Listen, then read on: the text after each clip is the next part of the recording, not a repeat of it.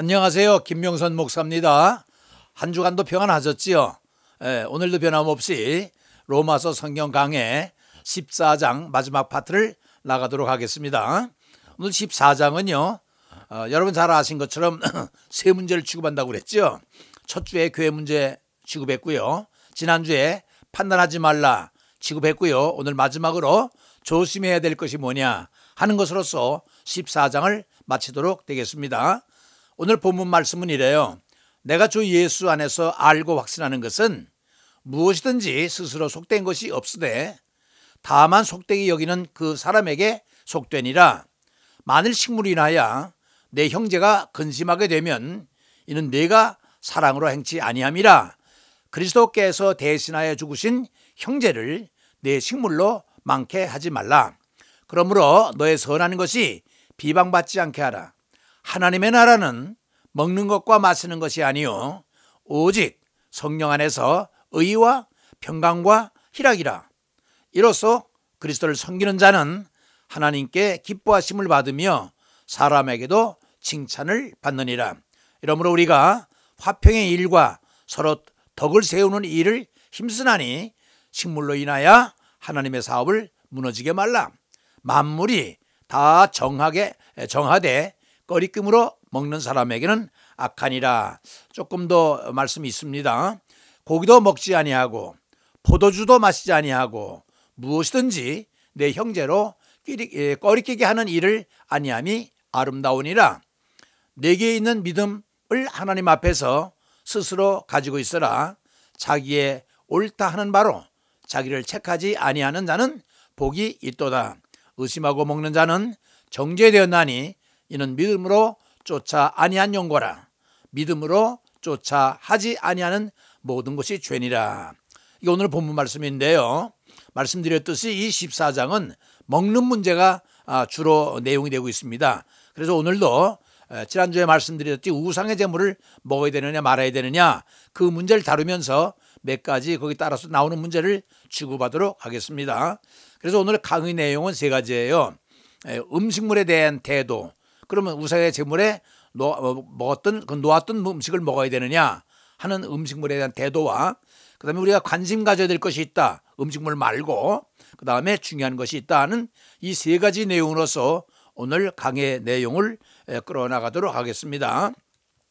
자, 음식물에 대한 태도. 그러니까 오늘은요. 여러분 14장은 쭉 아까 말씀드렸듯이 우상의 제물에 올랐던 음식물이 문제입니다. 그런데 지난주까지는요. 먹어야 되느냐 안 먹어야 되느냐 그 문제를 가지고 얘기한 거 아니라 그런 문제를 가지고 비판하지 말라 판단하지 말라 거기에다 초점을 맞췄는데 오늘은 본격적으로 사도 바울이 이 음식물에 대해서 직접 몇 가지를 짚어주고 있어요. 그게 요점인데 그래 음식물에 대한 태도는 어떤 것인가 6가지로 요약을 해서 본문 말씀을 강의하도록 하겠습니다. 첫째는 뭔가 하니 사도 바울의 생각이 본격적으로 음식물에 직접 언급을 해요. 첫째 뭔가 하니 음식물을 속되다 하지 말라. 속된 게 뭐냐면 영어에 보면 unclean 깨끗하지 못한 거, 또 wrong 잘못된 거를 한국말로는 속되다 세속적이라는 얘기죠. 이렇게 속되다고 그랬는데 음식물을 속되다 생각하지 말라는 거예요. 하나님이 선하기 때문에 사도행전 10장에 나오죠. 어떻게 네가 율법적으로 따지느냐. 하나님이 다 선하다고 한 것을 내가 속하다 얘기하지 말라는 거지요. 가정때다 얘기하지 말라는 거예요. 두 번째는 뭔가 하니 감사함으로 먹으면 버릴 것이 하나도 없기 때문에 음식물은 속되다 말하면 안 된다는 거예요. 그리고 속되다 하면 말하는 그 사람이 바로 속된 것이다. 이게 뭔가 하니 우리 여러 번 파란 안경을 끼고 보면 세상이 파랗게 보입니다.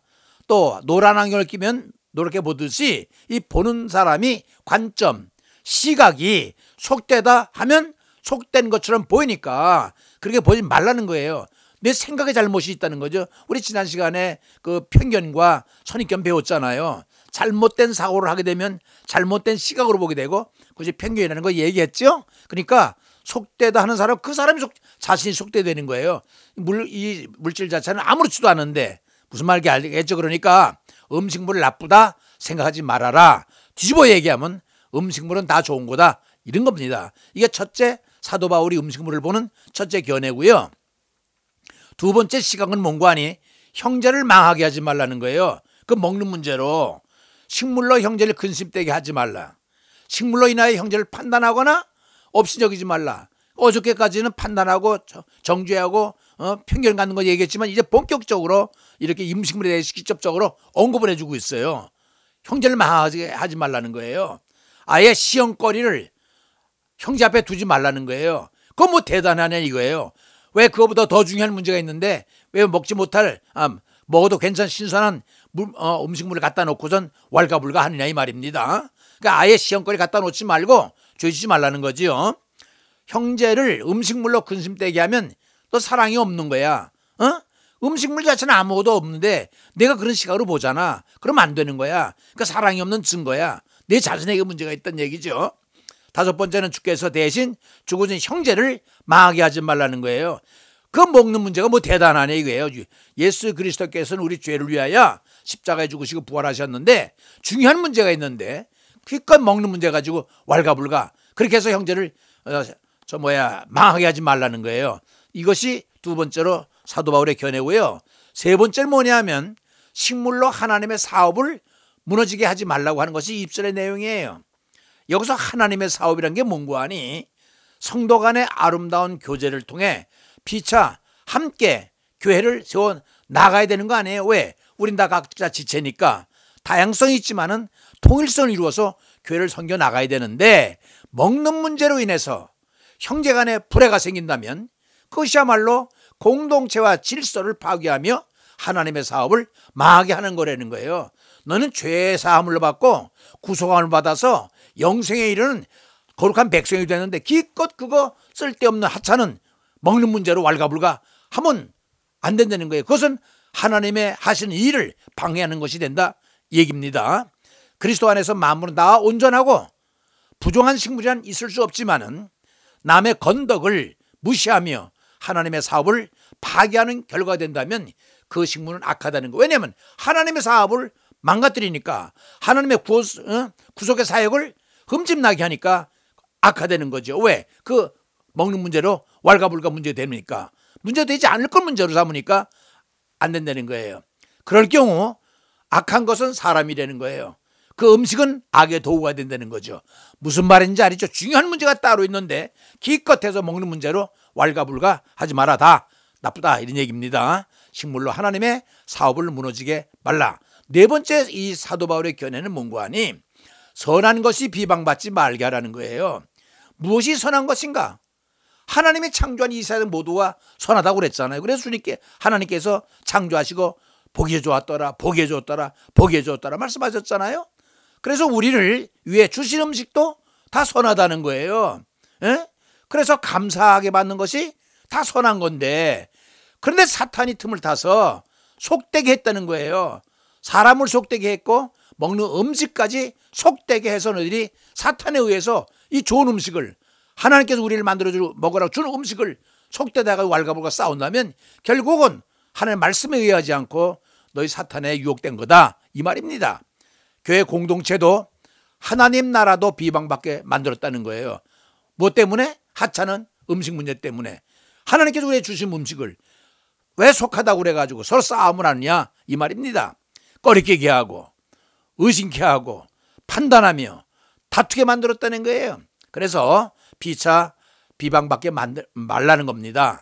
인정받아야 할 존재가 비방의 대상이 돼서는 안 되지 않냐 이게. 우리가 다 구원받은 백성인데 그 하찮은 것 때문에 선한 것이 비방받지 않도록 조심들 하라는 것이 사도 바울의 네 번째 생각이고요.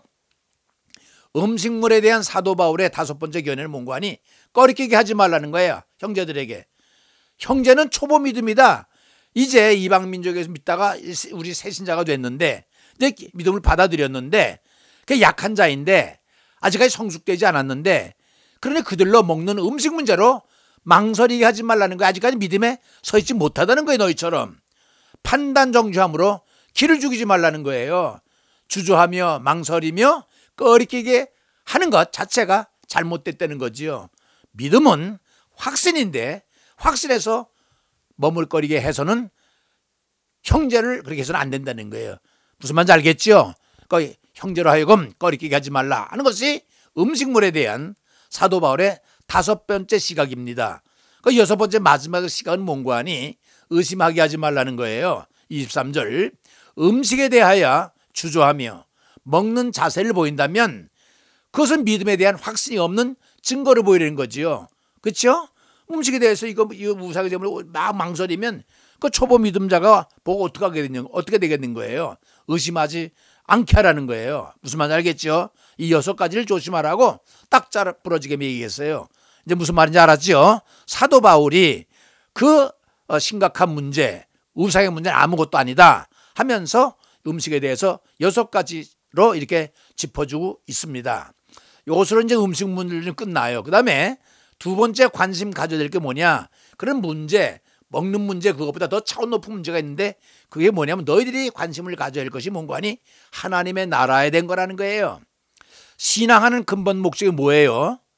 우리가 예수를 믿는 근본 이유와 목적이 뭐예요? 그 먹고 마시는 것 이 세상적이면 육적인 거 아니잖아요. 그렇죠? 그렇죠? 살리는 것은 영이니 육은 무익하니라. 이 세상적인 것. 다시 말해 먹는 문제 같은 것은 아무 이익이 안 되는 거예요. 내가 너에게 이른 말이 영이여 생명이라. 영이여 생명이라 요한복음 6장 63절에 말씀했는데 우리가 취급해야 될 문제고 우리가 취급에 또 관심을 가져야 될 문제는 하나님의 나라, 영적인 문제예요. 생명의 문제지. 그 하찮은 음식 문제, 그 육에 속한 문제로 왈가불가하지 말아라. 재론하고 있는 겁니다. 아시겠죠? 하나님의 나라가 훨씬 중요하다는 거예요. 매우 중요하다는 거예요. 그래서 우리의 요구는 영적인 문제지 육적인 문제가 아니라는 거예요. 먹는 문제가 아니라는 겁니다. 그 영의 문제는 뭐냐? 하늘나라가 우리가 구원받는 목적 아니겠어요? 그렇죠? 구원받는 것이 하늘나라니까 그것은 3차원적인 것이 아니라 4차원적인 것이다. 이거 뭔가 아니? 3차원적인 것은 우리가 살고 있는 이 세상, 시간과 공간의 제한을 받잖아요. 그러나 4차원은 이 3차원을 뛰어넘은 영적인 세계이기 때문에 차원을 달리하라는 거예요. 4차원에 관심을 가져야지 3차원적인 육적인 세상적인 것에 관심을 쏟지 말아라 이 얘기입니다. 알겠지요? 육적인 것보다 영적인 것이 훨씬 중요하다는 얘기입니다. 그래서 위의 것을 생각하고 땅의 것을 생각하지 말라라고 골로새서 3장 2절에는 똑같은 말이에요. 먹는 문제가 뭐예요? 이 땅의 것이지 뭐예요. 그렇죠? 우리 고개를 들고 하늘나라를 바라보라는 거예요. 하나님의 나라를, 그 영적인 세계, 위의 것을 바라보라고 지금 말을 하고 있는 것입니다. 그러면 여기서 이제 우리가 한번 생각해 봐야 될 게 뭔가 하니 하늘나라, 위의 것, 영적인 문제 하면 제일 먼저 떠오르는 게 뭔가 하니 이런 말을 했잖아요. 하나님의 나라는 먹고 마시는 것이 아니요 의와 평강과 희락이라 그랬으니까 우리가 생각해야 될 것은 음식 문제가 아니라 의가 뭐냐, 그 다음에 평강이 뭐냐, 그 다음에 희락이 뭐냐. 왜? 그 속성은 다 하늘나라의 것이니까 여기다 관심을 쏟아야 되는데 육적인 것이 아니라 하나님에 속한 하늘나라에 속한 이 의 우리가 한번 생각해 볼 필요가 있죠. 그래서 전에 이 의라고 하는 것은 사도 바울의 핵심 사상이요 로마서의 총주제라고 그랬잖아요. 그래서 우리가 12장까지 의를 다 공부했지만은 한 번 여기 한 번 나왔기 때문에 언급이 됐기 때문에 한번 슬쩍 한번 훑어보고 넘어가겠습니다. 의가 뭐예요? 의는 이렇게 생각하세요. 죄가 없는 게 의예요. 죄가 뒤집어쓰면 죄인이 되고 죄를 벗어버리면 의인이 되는 거예요. 그러니까 죄가 문제예요.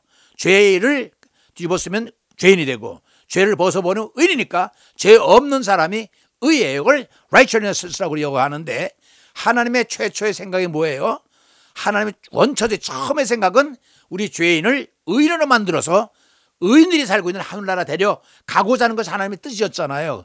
그렇죠? 그래서 이 의는 하나님의 처음 생각이다. 이렇게 알아두면 되겠고요. 하나님의 사랑의 목적이기도 하죠. 왜? 죄인을 죄옷을 벗기고 의로운 사람으로 만들려고 하니까 이 시작은 하나님의 사랑에서 시작된다고 그랬잖아요. 그러니까 이 의는 하나님의 의도인 동시에 목적이기도 해요. 이제 구원의 내용이 되는 거지요. 왜? 구원의 내용은 뭐냐면 죄인을 아까 얘기했죠. 죄인의 죄옷을 벗겨고 의로운 사람 만들어서 의로운 사람들이 살고 있는 하늘나라에 보내려고 하니까 이 하늘나라의 본질은요, 의예요. 어떻게 보면 예수께서 죽으심과 일어나심, 이게 죽으심은 십자가의 죽으심과 일어나면 부활이죠. 이유가 여기 있잖아요. 그렇죠? 그래서 제가 여러분 그 7장에서 나갈 때 기억나세요? 사형리라는 거, 하나님의 4가지 의도가 있다고 그랬죠. 그게 하나님의 의라고 그랬잖아요. 첫째 뭐예요? 죄의 문제를 해결하는 목적이 있어요. 죄 없는 사람으로 만들려고 하는 것이 의예요. 그것이 뭐예요? 그리스도를 통해서 이제 화목시켜 가지고 그 십자가 사건이죠. 그죠? 그다음에 하나님의 관계를 회복함으로 인해서 생명을 주고자 하는 거. 그래서 하나님의 나라의 백성이 되게 하는 거. 그것이 구원 아니겠어요? 그래서 이 4가지 의, 하나님께서, 의로운 하나님께서 우리 죄인들을 살리기 위해서 십자가에 예수 그리스도를 못 박아 피 흘리게 하심으로써 우리 의인을 만들어서 하나님 나라 데려가고자 하는 걸 구원이라고 그랬죠. 이 4가지를 사형리라고 설명한 거 여러분 다 기억하실 거예요. 자, 의가 바로 그렇다. 이제 알겠죠? 의를 한번 이 정도로 정리하고요. 두 번째는 하나님의 나라는 뭐라고 그랬어요? 의와 두 번째는 평강이라고 그랬어요. 이 평강, 평안, 화평 다 이 어원이 같습니다. 그래서 하나님의 나라는 의와 더불어 둘째로 오는 것이 평강이라는 거예요.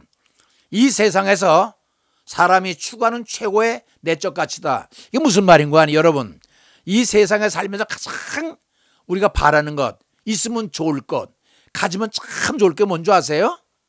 물질? 아니죠. 왜? 물질 갖고 걱정하는 사람 많아요. 건강? 참 귀한 거죠. 그러나 건강 가지고도 기뻐하는 사람이 없어요.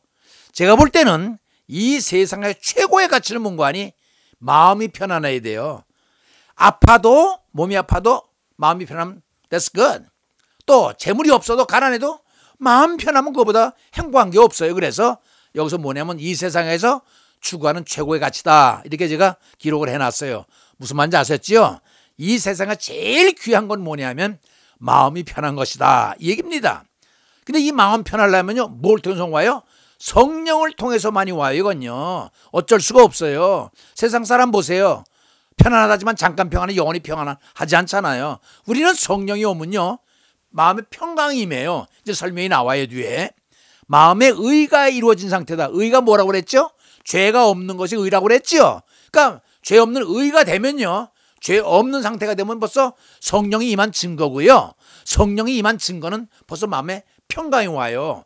여러분 아세요? 여러분이 마음에 괴로움과 고통이 때문요, 그거 평강이 없는 거예요. 그 얘기는 성령이 아직도 없다는 얘기예요. 성령이 오면요, 일단 마음이 편안해요. 이거보다 좋은 가치가 없는 것 같아요. 세상에서 제일 귀한 거이 마음 편안한 겁니다. 가난해도 마음이 편하면 되잖아요. 몸이 아파도 마음이 편한데 어때요? 너무 좋잖아요. 자, 그래서 이 땅에서 하나님의 나라를 미리 맛보는 거다. 이게 뭔가 하니 하나님의 나라는 의로운 사람만 살기 때문에 다 기뻐요. 다 평강스러워요. 그런데 그 나라에 있는 것을 우리가 이 세상에서 맛보는 것이 뭐냐면 바로 그것이 평강이라는 거예요. 그런데 이 평강은 오래가지를 못하죠. 왜 오래가지 못한 이유를 제가 조금 이따 설명을 해요. 자, 5번째, 그것은 그리스도의 속성이기도 하다. 뭔가 하니 예수 그리스도는 영이기 때문에 벌써 평강이기 때문에 자체예요. 본질 자체가 평강이에요. 예수 그리스도는요. 그래서 이런 말씀이 있잖아요. 그리스도의 평강이 너의 마음을 주장케 하라. 이 평강은 예수 그리스도 거예요. 왜? 성령이 있는 곳에는, 하나님의 영이 계신 곳에, 그리스도의 영이 계신 곳엔 반드시 평강이 오게 돼 있어요. 아니, 평강이 있는 게 성령님이니까 평강을 위하여 너희가 한 몸으로 부르심을 입었나니 또는 너희는 감사하는 자가 되라. 그러니까 예수 그리스도의 평강이니까 그 평강을 너희가 가지라는 거예요. 무슨 말인지 알겠죠? 그게 골로새서 3장 15절에 나와요. 그리고 평강은요, 그리스도와의 화목에서 이루어지는 평안이다. 예수 그리스도와 화목이 되면, 커뮤니케이션이 되면은, 죄악의 답이 무너지고 하나가 되면 벌써 평안이 와요. 평안이 온 것은 성령이 만든 거예요. 보세요. 사람들과도 하나님과의 화목으로 신인, 사랑과 하나님 관계, 대인, 사랑과 사랑과의 관계, 조화가 이루어진 것이다. 이게 뭐 정벽이 다 무너진 거예요. 하나 된 거예요. 부활 후 제자들에게 처음 찾아오셔서 선포한 강령이다. 이게 뭔가 하니 제자들이 예수님께서 십자가에 달려 돌아가시고 계엄령이 떨어지니까 예루살렘뿐만 온 지역이 다 전부 다 그냥 살벌한 가운데 있을 때 제자들도 다 모여가지고 벌벌 떨고 있을 때 주님께서 처음 부활하셔서 나타나잖아요. 나타나서 뭐라고 그래요? 뭐라고 그래요? 평안할지어다. 평안할지어다고 평강을 외쳐요. 그죠? 그 다음에 세 번째는 뭐라고 그래요? 성령을 받으라 그러잖아요. 그러니까 성령이 고루 평강이거든요. 예수님께서 찾아오셔서 제일 먼저 평강이 있을지어다 평을 외쳤다는 거고요. 하나님이 함께 하심이 평강이다. 오늘 이 함께함에 대해서 자세히 설명할 거예요. 웬고하니 하나님이 또 예수님이 성령님이 우리와 함께하면 반드시 평강이 오게 돼 있어요. 아니 평강이 온 증거가요, 예수 그리스도가 임한 증거고 성령이 임한 증거예요. 은혜를 받은 자여 평안할지어다 주께서 너와 함께 계시도다. 이 말씀은요 누가복음 1장 28절에 천사가 마리아에게 와서 선포한 말씀입니다. 가브리엘 천사가 와서 이 말씀을 했어요. 은혜를 받은 자요 평안할지어다 주께서 너와 함께 계시도다. 여러분 맞습니다. 함께 있는 것이 평안이에요. 평안은 되면부터 은혜를 받은 증거예요. 은혜를 받은 것은 함께함이에요. 그래서 이거 은혜와 평안과 함께는 같이 가요. 무슨 말인지 알겠죠? 함께하면 반드시 함께한 증거가 평안으로 나타난 거거든요. 그걸 우리가 언어로 나타날 때 은혜를 받았다, 하나님의 사랑이 임했다 이렇게 얘기하는 거예요. 알겠죠? 여러분 함께함이 그만큼 중요한 거예요. 또 설명이 됩니다. 앞으로 세 번째 하나님의 나라는 먹고 마시는 것이 아니라 첫 배는 의라고 그랬죠. 죄 없는 거. 두 번째는 뭐라고 그랬어요? 평강이 임한다고 그랬는데 세 번째는 뭐냐면 희락이라고 그랬어요. 이 희락이라는 말은 한문인데 순수한 우리 한국말로는요 기쁨입니다. 이 기쁨은 우리 안에 있는 평강이, 마음의 편안함이 밖으로 흘러나오는 신령한 기쁨입니다. 왜? 영적인 세계에서 경험한 거기 때문에 신령한 기쁨이다 이렇게 표현을 합니다. 이는 성령이 내주하는 증거요. 의의 성취요. 의가 뭐라고 그랬어요? 죄 없는 것이 의라고 그랬어요. 성령의 열매, 성령의 결과로서 오는 만족이라는 거예요. 그러니까 희락은요 만족한 거야, 기쁜 거야, 행복한 거야. 이제 알겠지요? 하나님의 나라는 이렇게 의와 희락과 평강인 거예요. 하나님의 나라는 먹는 것과 마시는 것이 아니요 오직 성령 안에 있는 의와 평강과 희락이라. 여러분 이 말씀은 가능한 한 다 외웠으면 좋겠어요. 그래서 이 의와 평강과 희락 이건 세 개는 같이 갑니다. 형제예요. 성도의 내적 기쁨, 우리가 경험하는 속으로부터 흘러나오는 기쁨, 평강이 그 얼굴에 나타나야 된다. 뭔가 아니 사람은요 좋은 화장품을 쓴다고 해서 이뻐 보이는 게 아니라 마음속에서부터 영적인 서부터 이 기쁨과 평강이 흘러나오는 게 얼굴에 보여요. 그것이 행복한 얼굴이죠. 그래서 아브라함 링컨인가요? 아브라함 링컨은 뭐라고 그러냐면 사람이 40이 되면요 자기 얼굴에 대해서 책임을 지래요. 이게 무슨 말인가 하니 예수 믿는 사람은요 예수 믿는다고 하는 것이 얼굴에 나타나야 돼요. 뭔가 기쁨이 충만하고 뭔가 얼굴이 환해요. 예수 믿는 사람은 얼굴이 달라요. 그래서 여러분 믿는 사람들은요 자기 얼굴에 대해서 책임을 져야 돼요. 얼굴이 찌그러져 있으면 안 돼요. 그게 성령의 얼굴 아니에요. 행복이 넘쳐요. 성령이 임하면 가만히 있을 수 없다고 그랬잖아요. 너무너무 기쁜 거예요. 안에서 흘러나오는 샘물처럼 흘러나오는 물된 동사처럼 흘러나오는 기쁨이 그게 예수 믿는 증거거든요. 평강이거든요. 그게 희락으로 나타나는 거예요. 기쁨으로. 그래서 성도는 자기 얼굴에 책임을 져야 된다. 이 땅에서 영원한 기쁨이 없는 두 가지 이유가 있어요. 그러면 나는 성령이면 참 기쁜데 어떨 땐 슬퍼요. 그게 왠고하니 하늘나라에서는 영원한 기쁨이 계속되지만 이 땅에서는 계속되질 않아요. 순간순간 이렇게 역사하지만도 순간순간 괴로워할 때가 많아요. 왜냐하면 성령이 역사할 때는 기쁘죠. 성령이 역사하지 않으면 기쁘지 않아요. 에베소서 보면 너희가 성령 충만함을 받으라 한 얘기는 뭐냐면 성령 충만하지 못한 때가 있다는 얘기입니다. 왜? 성령이 들어오면 너무나 기쁜데 성령이 떠나면 슬프거든요. 그러면 이 땅에서는 영원한 그러면 기쁨이 없다는 거예요. 그게 무슨 말인가 하니 이유가 두 가지 때문에 그래요. 우리가 육신을 입고 있는 존재하는 존재이기 때문에 육신을 입고 있는 존재이기 때문에 우리가 영원한 그 기쁨을 우리가 기대할 수가 없어요. 왜냐하면 육신의 존재는 요구하는 게 있잖아요. 먹어야 되고 입어야 되고 필요를 채워야 되고 바라는 것이 있고 욕구가 있으니까 육신은요, 이 땅의 것은요 퍼펙트하지 못해요. 완전하지 못해요. 그래서 육신을 입고 있는 이상은 이 땅에서 우리가 100% 평강을 우리가 기대하면 안 돼요. 육적인 거기 때문에. 아까 그랬잖아요. 육신적인 게 아니라고 그랬잖아요. 두 번째는 뭐냐?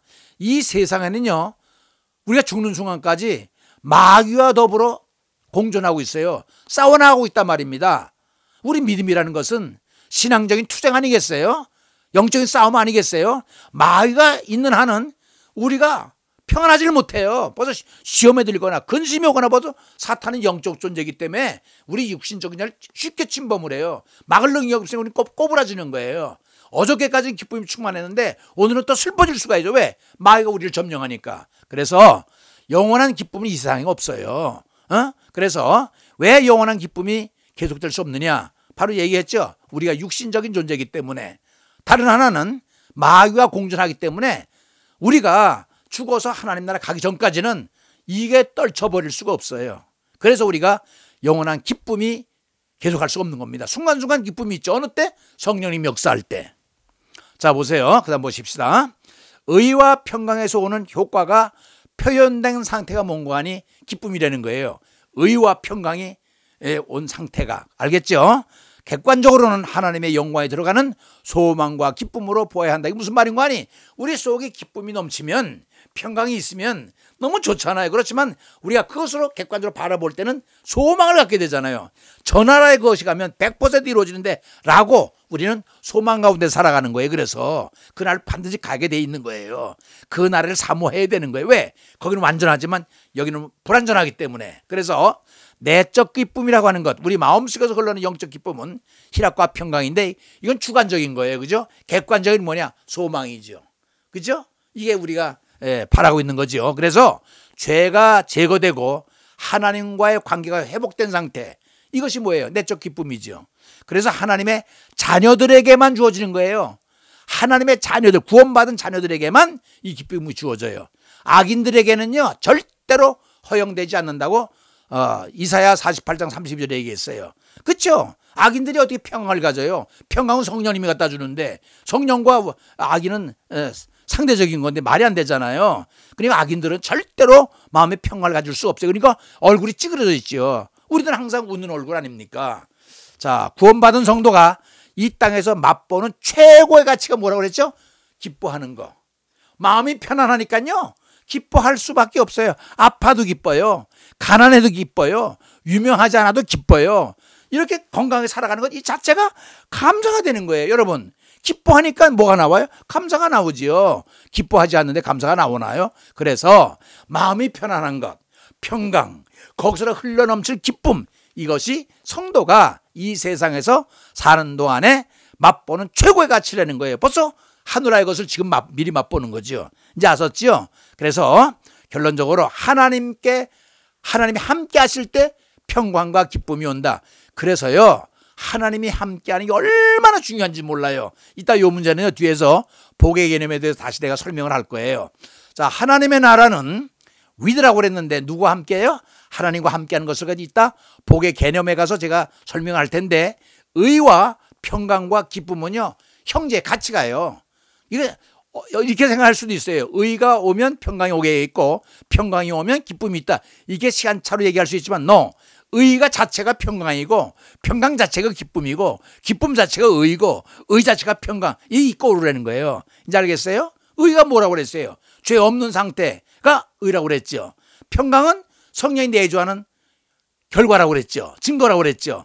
기쁨은 평강의 효과라고 그랬죠. 그러니까 세 개는 형제예요. 같이 가는 거예요. 얘 때문에 평강하고 얘 때문에 이게 아니라 의가 평강이 기쁨이 평강이고 똑같은 거예요. 그래서 의의 개념은요 하나님의 본질이에요. 의로운 하나님, 그런 거예요. 거룩한 하나님 이렇게 표현해도 되지만은 신학적으로 의롭다고 그래요. 하나님의 본질이고 하나님의 의도야. 왜? 의도가 뭔가 하니 우리 죄인들을 죄를 제거시킨 다음에 의로운 하나님의 백성으로 만들어서 하나님 나라 살게 하려고 하니까, 죄 없는 의의 나라에 살게 하려니까 이게 하나님의 의도거든요.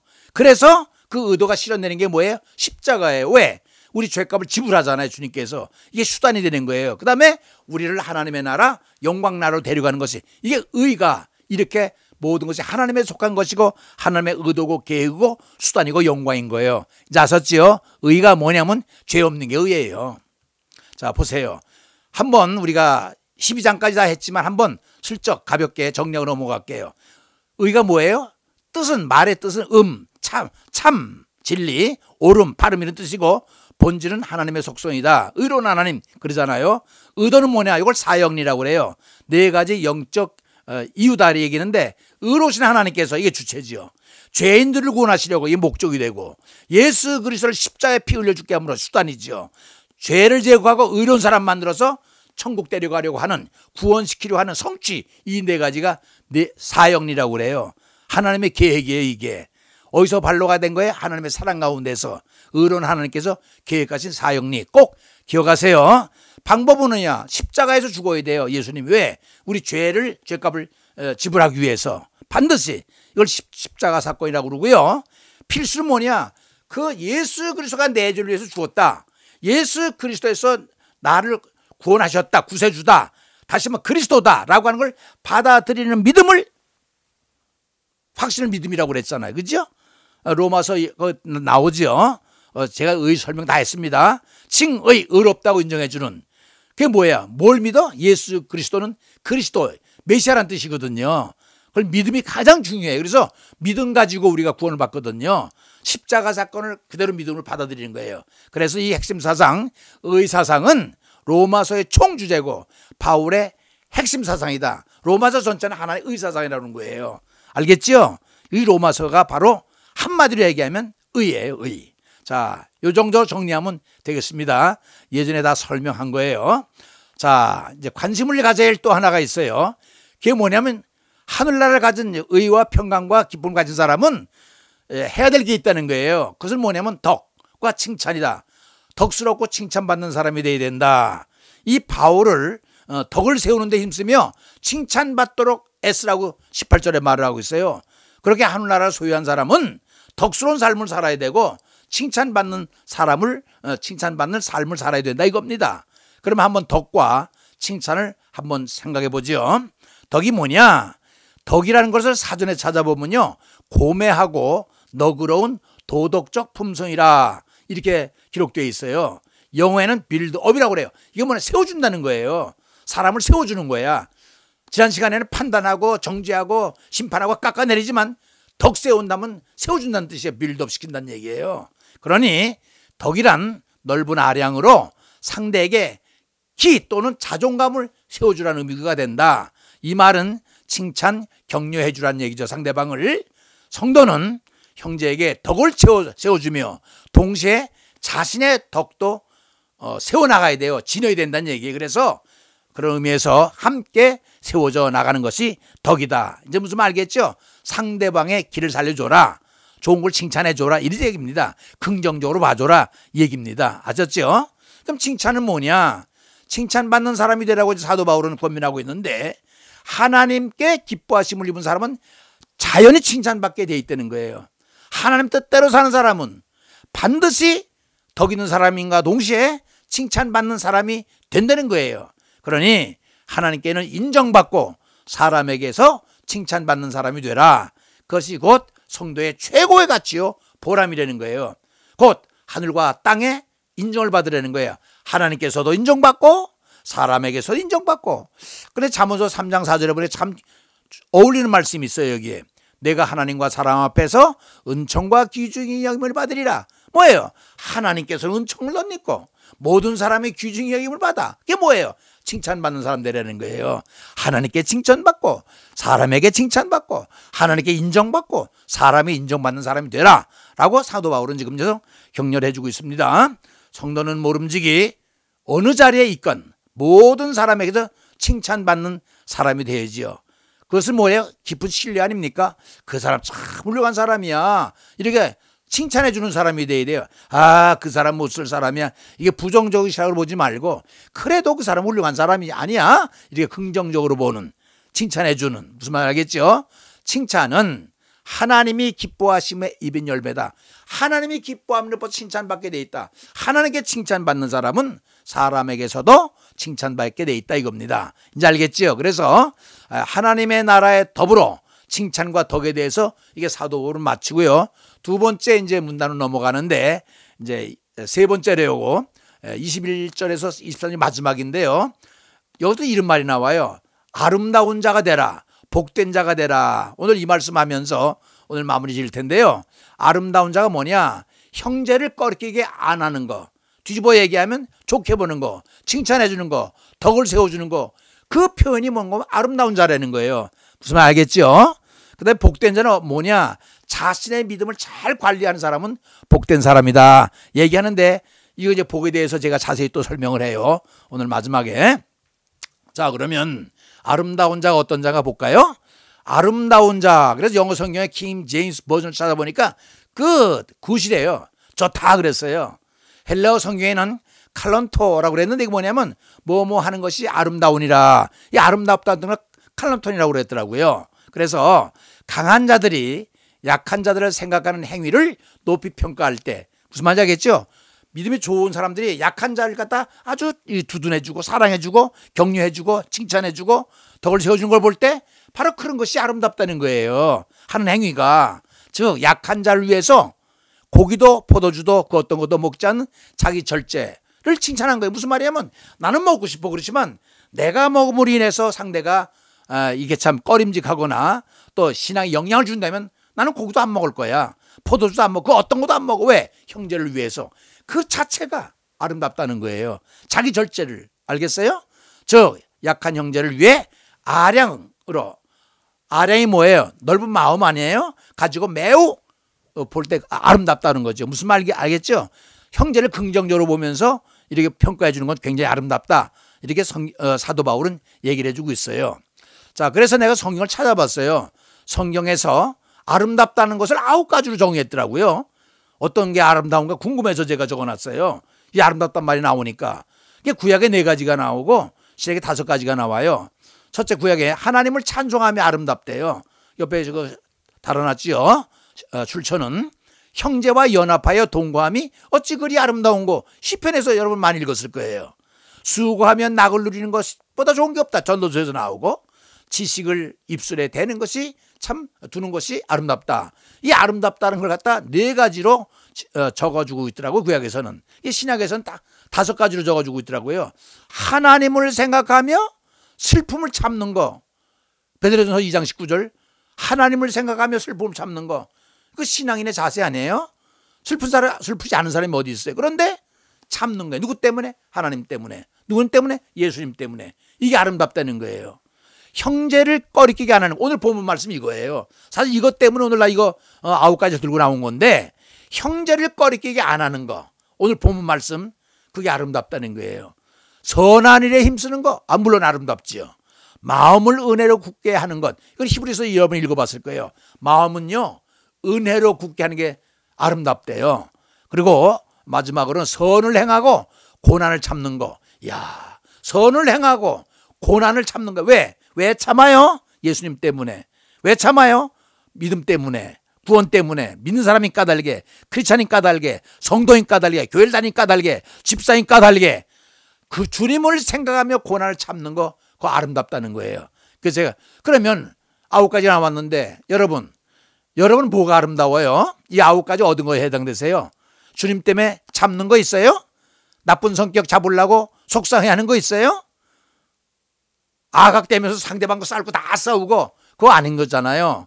여러분은 무엇이 아름답다고 생각이 돼요? 성경은 이렇게 9가지를 아름다고 그랬는데 적어도 한 가지가 우리 몸에서 생활 속에 묻어 나와야 돼요. 모든 사람을 하여금 참 칭찬받을 만한, 그걸 아름답고 표현되는 아름다운 모습이 나와야 되는데, 오늘 이 시간에 여러분의 신앙생활에서 무엇이 아름다운가, 여러분이 여러분을 볼 때 한번 생각해 봤으면 좋겠습니다. 자, 이제 마지막으로 복된 자가 이제 하면서 마무리 지을 텐데요. 아마 오늘 강의 내용 가운데 가장 중요한지 모르겠어요. 저는 가장 귀하다고 생각이 되는데, 여러분 복되다, 아마 이 세상에 복 받기 싫어할 사람은 없을걸요. 입춘 대길, 그것도 복이고요. 어떤 사람 숟가락에도 제가 먹는 밥 숟가락에도 복자가 써 있더라고요. 그죠? 복 싫어하는 사람은 없어요. 근데 복이 뭐냐 물어보면 대답을 잘 못해요. 이게 사전을 찾아보니까 이렇게 나와 있더라고. 편안하고 만족한 상태, 그에 따라는 기쁨, 행복, 이게 복이래요. 그렇죠? 기쁜 거, 행복한 거, 편안한 거, 평강, 좋은 거. 그런데 일반적 의미는요, 이 모든 것을 뭉뚱그려서 포괄적인 것으로서 좋은 곳이라고 표현하면 될 것 같아요. 영어에는 이것을 good, 좋다고 그래요. happy, blessing, 축복, lucky, 이거 다 행복에 속하는 건데 좋은 것이 복 아니겠어요? 그렇죠? 좋은 것. 그렇죠? 맞는 것 같아요. 그건 일반적인 의미고 기독교인이 생각해야 된 복의 개념은 좀 달라요. 뭔가니 성경적 의미의 복은요, 하나님이 나와 함께 하시는 것. 영어는 with라고 그랬는데 누구누구와 함께 하는 거죠? 마태복음 1장 23절에 임마누엘이 나왔어요. 여러분, 이제 여러분은 누군가가 여러분이 다가와서 복이 뭐예요? 하면 여러분 자신 있게 하나님이 나와 함께 하시는 것, 이렇게 대답해야 돼요. 이게 크리스찬의 대답입니다. 좋은 게 복 아니에요? 그건 세상 사람이 하는 얘기고요. 무슨 말인지 알겠죠? 다시 한번 말합니다. 꼭 머릿속에 외우세요. 무엇이 복이냐 하면은 하나님이 나와 함께 하는 것이 복이다. 그런데 구약에서는 이런 말씀이 있어요. 시편 73편 28절을 보니까 하나님께 가까이 함이 복이다. 하나님 함께 하는 게 복이지 뭐예요. 아주 리얼하게는 100%는 하나님이 우리와 함께 하는 것, 임마누엘, 이게 바로 복의 개념입니다. 아시겠어요? 자, 그래서 오늘 제가요, 이거 보세요. 하나님께 하심에 대해서 설명을 하려고 그래요. 왜 하나님이 함께 하심이 복이냐? 설명을 해야 될 거 아니에요. 왜 하나님이 나와 함께 한 복이냐 하면요, 보세요. 가시 하나님이 나와 함께 한다. 그러면 지금 이 세상에서는요, 아까 뭐라고 그랬어요? 가장 마음이 편한 것이, 평강스러운 것이 복이라고 그랬죠. 그래서 이 세상에 얻을 수 있는 복은요, 평강이에요. 마음이 편하면 최고예요. 근데 그 마음 편한 것은 성령을 통해서 온다고 그랬잖아요. 예수 믿으면 평강이 된다니까요. 그래서 하나님이 함께함이 왜 복이냐면, 첫째, 이 세상에서는, 현재 세상에서는 마음이 평강하니까, 또 장차 올 하늘나라에서는 생명을 얻게 되잖아요. 그걸 구원받는다고 그러잖아요. 그러니까 이 세상에서는 평강이야, 마음이 편안하고, 저 세상에서는 생명을 얻고, 이것이 어디서 오는 거예요? 이게 하나님이 함께함으로 오는 복이라는 건 얘기입니다. 그러니까 여러분이 하나님께 나와 함께하는 게 복이다, 이렇게 대답을 해야 되고, 그게 왜 어떻다는 얘기냐 하면 이렇게 얘기를 해야 돼요. 세상에서는 평강이 오고 저 세상에서는 생명을 얻고, 이게 하나님을 함께함으로 얻어진 축복이거든요. 아까 말씀드렸죠. 제가 은혜를 받은 자여 평안할지어다 주께서 너와 함께하시도다. 함께할 때 평안이 온다니까요. 평안이 온 게 은혜라니까요. 은혜를 받으면 주님이 함께 안 되니까요. 이건 세계는 같이 간다고 그랬잖아요. 그렇죠? 육신의 생각은 사망이요, 영의 생각은 뭐예요? 생명과 평안이라. 이건 영적인 세계만 따지지 육적인 것은 다 무익한 거예요. 이제 아셨죠? 다시 한번 여러분 말씀드립니다. 하나님이 나와 함께하는 게 복이에요. 하나님이, 자 보세요. 아까 얘기했죠? 하나님이 나와 함께하는 게 복이다. 그리고 복의 근원은 뭐예요? 복의 근원은 여러분 성경보다도 아까 나왔지만 찬송가, 오늘 찬송을 보니까요, 여러분 찬송가 1장이 뭔지 아세요? 만복의 근원 하나님, 복으로 시작을 해요. 만복의 근원 하나님, 그렇죠? 온 세상 나오지요. 그 다음에 28장에도 나와요. 복의 근원 광림하사. 복의 근원은 하나님이에요. 근데 제가요, 이 복을 생각하면서 놀라운 사실을 하나 발견했어요. 이게 뭔가 하니, 이 복을 어떻게, 여러분 이렇게 생각하죠. 어떤 이 행위를 했을 때에 어떤 결과를 빚어졌을 때 하나님께서 복을 준다. 그건 맞는 말 맞아요. 왜? 우리가 이 복이라고 하면은 마태복음 5장이 팔복장이지요. 그다음에 구약에서는 신명기 28장을 복장이라고 그래요. 거기에 보면 이런 말씀이 나와요. 내가 내 하나님 말씀을 삼가 지키고 내 하나님 명령을 따라 지키면 내 하나님께서 너를 세계 만방에서 으뜸되게 할 것이요, 내가 하나님의 말씀을 순종하면 그 복이 내게 임하며 내게 미치리라 하고, 내가 성의 안에서도 복을 받고 나가도 복을 받을 것이라. 내 소생이 복을 받고 내 생축이 복을 받고 가축대가 복을 받고 성 안에서도 복을 받고 들에서도 복을 받고, 이게 다 나오지요. 이게 뭐냐면 하나님의 말씀을 듣고 행하면, 하나님의 명령을 행하면 조건이 붙어요. 그걸 행하면 복을 준다는 얘기인데, 그것도 맞아요. 그렇지만은 제가 이 놀라운 사실을 발견했다는 건 뭔가 하니 하나님은요 사람을 불러놓고 뭘 어떤 행위를 보고서가 아니라 불러놓고 먼저 복을 준다는 사실을 보고 저는 깜짝 놀랐습니다. 그래서 내가 놀라운 일이라고 적었는데 보세요. 자, 다음 보겠습니다. 보세요. 여기 보면요. 저 복잡한 거죠. 복잡하지 않아요. 좌측을 보세요. 1번, 2번, 3번, 4번, 5번, 6번 나오는데 아담, 노아, 아브라함, 이삭, 야곱, 요셉 요 6사람이 창세기 50장을 구성하고 있는 주된 인물들이죠. 그렇죠? 아담서부터 시작해서. 근데 여러분 창세기는요 50장으로 되어 있지만은요 그걸 요약을 하면 뭐냐면요 압축해서 얘기하면 네 사건 네 사람이에요. 창세기는요 요약하면 네 사건 네 사람으로 요약이 돼요. 네 사건은 뭐냐면 창조, 타락, 홍수, 심판. 이 심판에는 바벨 때까지 포함되었어요. 이 네 가지 사건에다가 아브라함, 이삭, 야곱, 요셉 이 네 사람 얘기로 창세기는 다 채워져 있어요. 그러면 아까 왼쪽엔 6사람 뭔가? 요거는요 아담과 노아는요 믿음의 사람이 아니지요. 믿음은 어디서부터 시작되는 거? 아브라함 때부터 시작이 돼요. 창세기 12장 1절로부터 믿음의 시작이 되기 때문에 아브라함을 믿음의 조상이라고 그러잖아요. 그래서 창세기는 중요한 네 사람은 아브라함과 이삭과 야곱이에요. 요셉이고. 무슨 말인지 알겠지요? 자, 그러면 이 6사람, 좌측엔 6사람 보세요. 이 아담은요 인류 최초의 사람이죠. 그렇죠? 노아는 어떤 사람이에요? 아담이 죄를 다 지니까 하나님께서 갈아엎었어요. 그냥 싹 멸해버리고 다시 재창조를 해요. 그래서 아담은 인류의 최초라면 노아는요 재창조의 첫사람이에요. 아브라함 뭐의 첫사람이에요? 믿음의 첫사람. 아브라함도 믿음이 시작되잖아요. 여기도 시작이 되는 거예요. 이 믿음의 줄기는. 그래 아브라함은 믿음의 첫사람. 이삭은 뭐예요? 이삭은요 아브라함 계보의 첫사람이에요. 야곱은 어디예요? 야곱은 유대민족 12민족의 조상이기 때문에 야곱은 유대민족의 첫사람이에요. 요셉은 어디의 첫사람이냐? 요셉까지는요 부족사회였어요. 그렇죠? 에브리에 내려가서 430년 살고 나올 때 한 200만이 나오죠. 그때 비로소 민족 국가가 형성이 돼서 요셉이 민족의 첫 시조가 되는 거예요. 이제 알겠어요? 아담은 뭐예요? 인류의 시조. 노아는 인류 재창조의 시조. 아브라함은 믿음의 시조. 이삭은 아브라함 계보의 시조. 야곱은 유대민족 12지파의 시조. 요셉은 유대민족 유대국가의 시조예요. 그런데 내가 왜 옆에 글을 쭉 선언하면 보세요.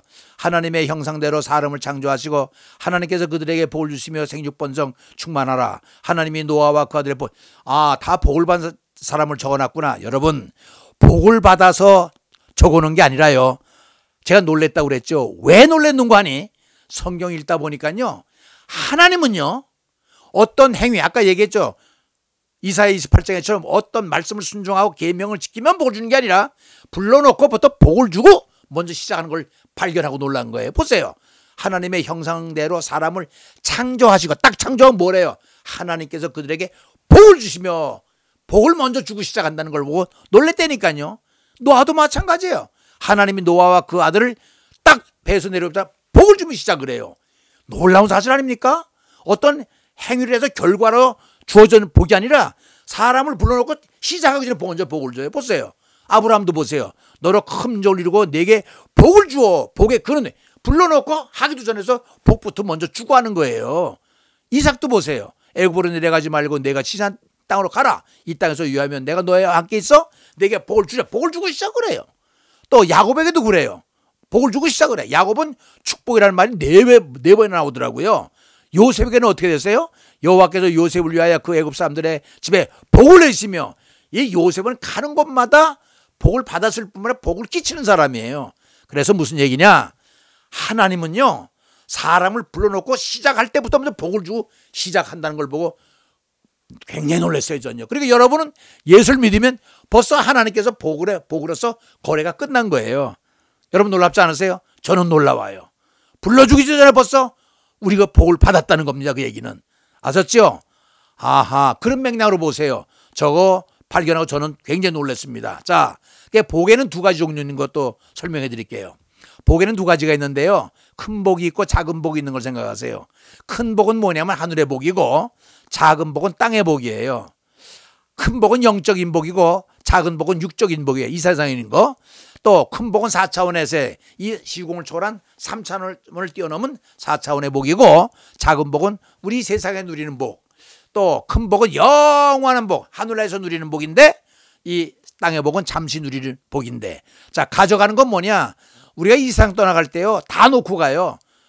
부동산도 놓고 가고, 캐시도 놓고 가고, 사랑하는 아내도 놓고 가고, 자식도 놓고 가고, 귀한 거 다 담보물이고 뭐고 다 놓고 가는데 딱 하나 가지고 가요. 뭐예요? 믿음 가지고 가는 거예요. 그래서 믿음 가지고 하늘나라에 가서 우리가 영생을 찾는데, 이 세상에 있는 돈이나 건강, 이건 다 놓고 가야 돼요. 놓고 가는 건 진정한 복이 아니기 때문에. 그러나 복은 복이기 때문에 내가 작은 복이라고 그랬어요. 그래서 이거 하나 알아두세요.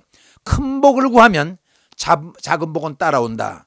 즉 하늘의 복을 구하면요, 땅의 복은 따라오게 됐어요. 에? 왜 그러냐? 말씀 보세요. 마태복음 6장 33절에 보면 너희는 먼저 그의 나라와 그 의를 구하라. 그리하면 이 모든 것을 너에게 더하시리라. 그런데요, 작은 복을 구하면 큰 복은 안 따라와요.